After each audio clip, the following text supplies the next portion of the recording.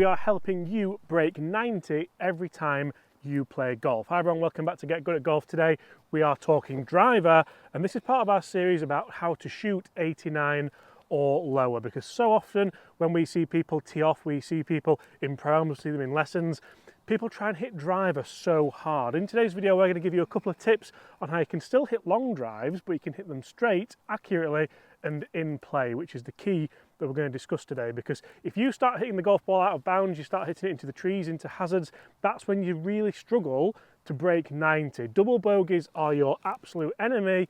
Bogeys we can just about deal with and still break 90.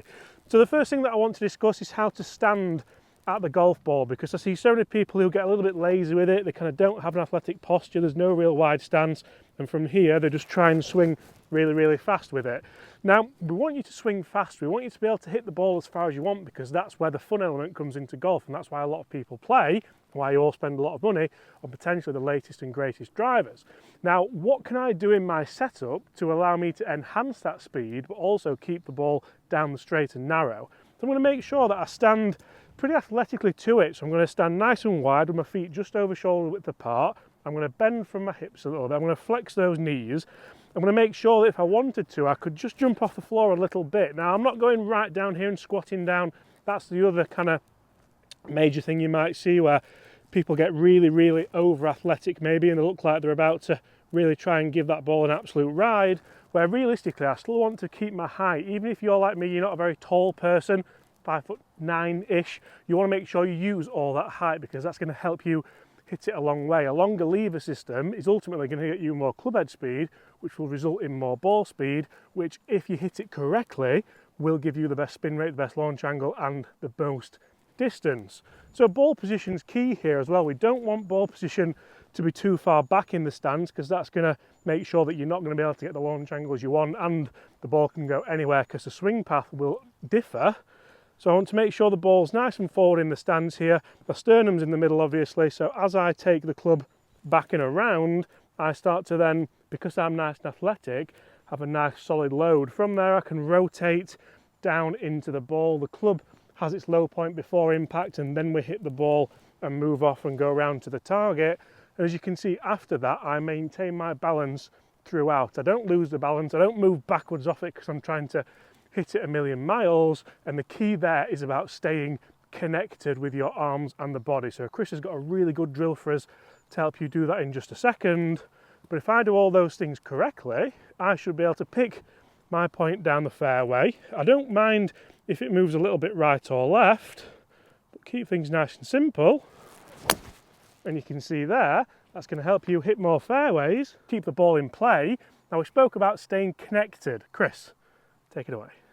So guys, we want a drill for staying connected. So obviously what we see from a lot of golfers, they try to get some speed. We then see obviously not athletic posture, and then right arm wants to come off. Again, we've lost all connection with that, and on the way through we start to see it's the elbow, and it's very awkward. It's very much a drive. There's no speed down at that golf ball. So again, a nice drill for you to do is to turn it upside down and start to see, are you hearing any sound here at the bottom during the impact area? If we're going through and my arm's coming off, we can see that there's not much sound from there, whereas if I keep this arm connected and release that club, we can start to see and we can start to hear there's a lot more swoosh down at the golf ball. So we're getting the speed out there. So I'm not trying to obviously hit at the golf ball, I'm just letting the club do what it naturally should do. We are thinking about releasing that club head to get us onto the target. So like James mentioned, with obviously ball position, we don't want it too far back, but we also don't want it too far forward. That's one big thing I see. And if you're a slicer of the golf ball, what we see a lot of times is ball gets outside of the left foot, that club is then working left, we're cutting across it, you might get a toe strike, so we're also losing distance, glancing blow. We've got to make sure that when we take our setup again, we get our club face pointing where we want, feet together, and we're going to take the right foot away a little bit wider than shoulder width apart, and then just turn that left foot out, so we know then your ball position is in a solid position every single time you set up. Once you've got that, then you want to still have that same feel as you've just done with the club upside down, and really feel like that left arm is staying connected to your chest. And if you want to obviously do it during the motion, a good thing for you to do is just maybe tuck your sleeve so you really feel like that biceps connected to the chest, and on the way through it shouldn't come off until we're in our finish. You're going to have a good feel of it there, and then in your finish position it will be released right at the end. So if I can do that, I can come in and go through my routine. So again, I'm making sure that my club face is exactly where I want it. I then build my stance. Left foot turned out to help me turn through, and again I'm in that athletic posture. Here I'm really taking the corner off on this par 4, but that left arm stays connected to my chest. Commit to the shot. And just like James, stay in balance. There wasn't a perfect strike, just started right, but that is just in the right rough. That is playable to the green, only 120 yards in.